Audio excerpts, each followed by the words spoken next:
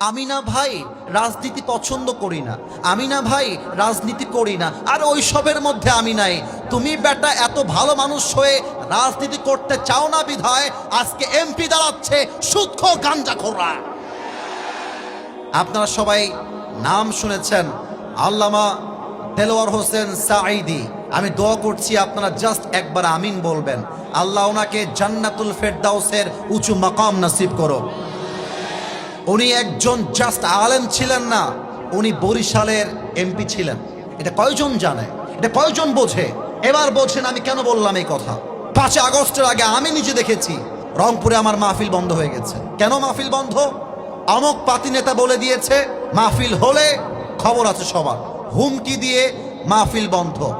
এখন যদি আমার আলেম হয় এমপি, এখন যদি আমার ঘরের আলেম হয় ওসি, এখন যদি আমার ঘরের হাফেজ হয় একজন এসপি, এখন যদি আমার ঘরের আলেম হয় একজন মেয়র, পাতি নেতাকে ডাক দিয়ে বলবে এই বেটা এদিকে আয়, মাহফিল কুড়িগ্রামে হবে, ফুলবাড়িতে হবে, যে বাধা দিবে ওর পিঠের চামড়া একটাও থাকবে না। এই জন্য রাজনীতি করা দরকার।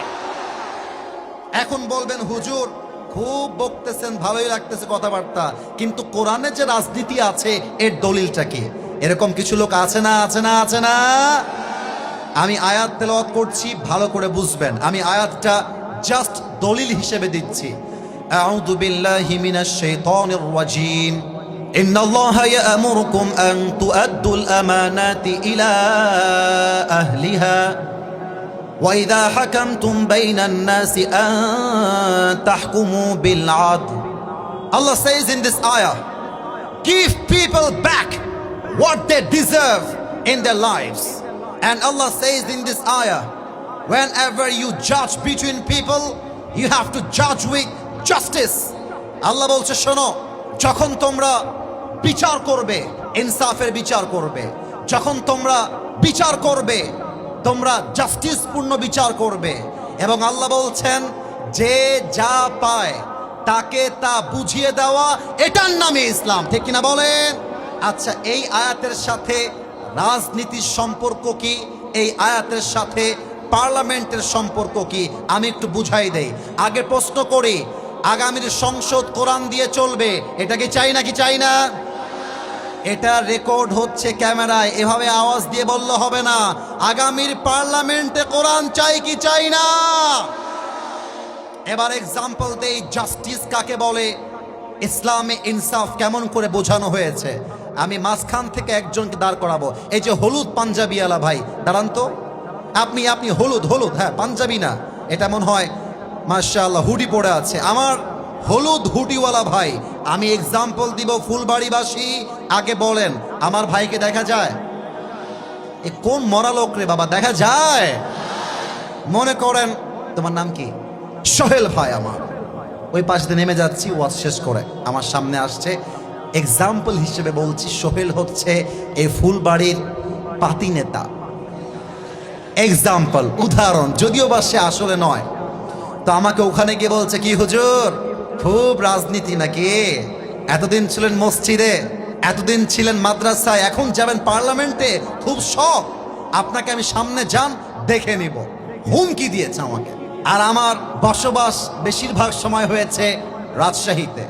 রাজশাহীর একটা ভাষা আছে, তোর বাড়ি কতিবে, তোর বাড়ি কোথায় আমরা বলি, এবার তোর বাড়ি কতিবে। আমি খেপে গেলাম, এই সোহেল তোর সাহস তো কম না। ড্রাইভার সাহেবকে বললাম, ড্রাইভার সাহেব চাকু নিয়ে আসেন, হাইসা নিয়ে আসেন, দাও নিয়ে আসেন। দাও নিয়ে আসছে, রাগের মাথায় দিয়েছি একটা কোপ, ও ডান পা কেটে গেছে। এবার আপনাদের পালা, বাম পা না ডান পা? এই যে বোঝে নাই, ডান পা না বাম পা? ডান পা, এক কোপে কেটে গেছে। এখন আমার সভাপতি সাহেব, প্রধান অতিথি, আমাদের প্রিন্সিপাল সাহেব, হাফেজরা আমাকে ধরেছে, আরে হুজুর ওয়াজ করতে এসে আপনি ডান পা কেটে দিলেন, এই হুজুরকে জেলে ভরে দাও। জেলে ভরে দিল আমাকে। আমার নামে মামলা হলো পা কাটার মামলা। আগামীকাল রংপুরে জেলা আদালতে আমার বিচার হবে। জজ সাহেব আসছে, এসে বলছে হুজুর আপনার ওয়াজ তো আমিও দেখি, আপনি লোকটা খালি দেখতে সুন্দর কিন্তু মানুষটা আপনি আসলে ভালো না। আমাকে বলতে জজ সাহেব। তো জজ সাহেব বিচার করেছে যে আসিফ হুজুরের বিচার হলো 10 লাখ টাকা জরিমানা আর 1 বছরের জেল। এবার আপনারা বলবেন 10 লাখ টাকা জরিমানা আর কয় বছরের জেল? আর একটু জোরে দাঁড়ায় থাকা ভাইরা বলে নাই 10 লাখ টাকা জরিমানা কয় বছরের জেল।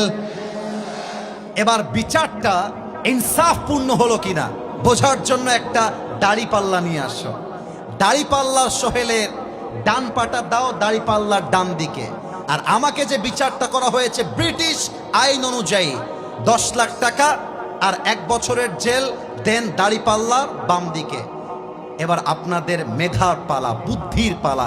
বুদ্ধি থাকলে উত্তর দিবেন, না হয় কিপ কোয়াইট, কিপ সাইলেন্ট, চুপ থাকবেন। ডান দিকে কাটা ডান পা, বাম দিকে 10 লাখ টাকা 1 বছরের জেল। আপনি যতই টানেন সমান সমান হবে। রাইট আনসার, সমান সমান হবে। আচ্ছা 20 লাখ টাকা দিলাম আর 2 বছরের জেল, তাও সমান সমান হবে। সমান সমান করতে চাইলে আল্লাহর জমিনে আল্লাহর কোরআন দিয়ে আইন পাশ করতে হবে। কেমন করে? Let me share with you.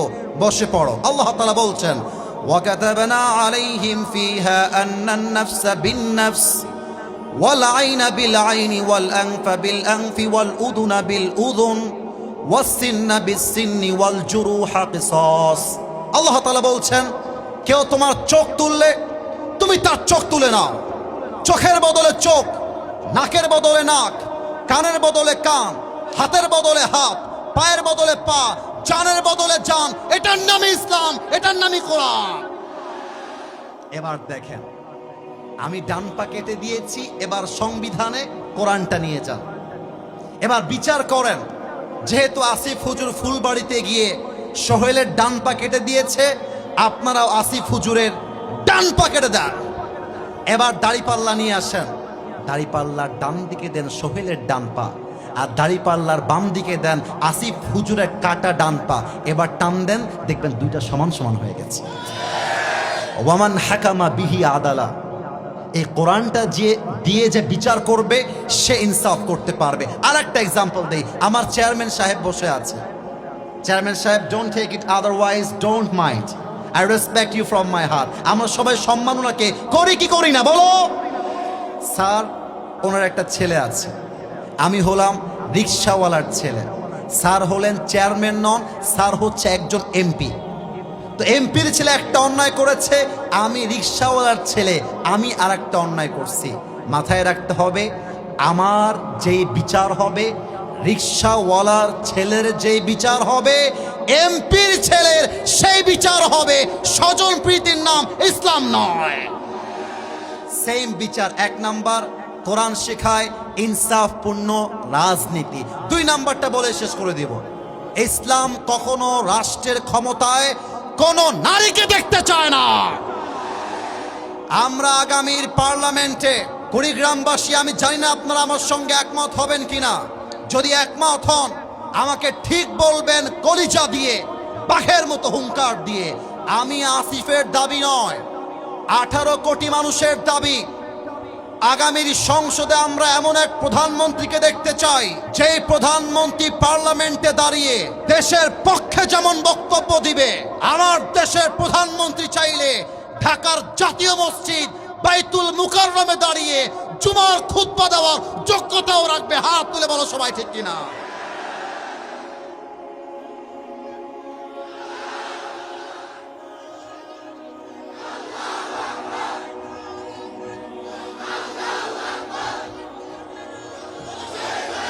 এভাবে হবে না, আমার সাথে দেন, আমার সাথে নারায়ে তাকবীর।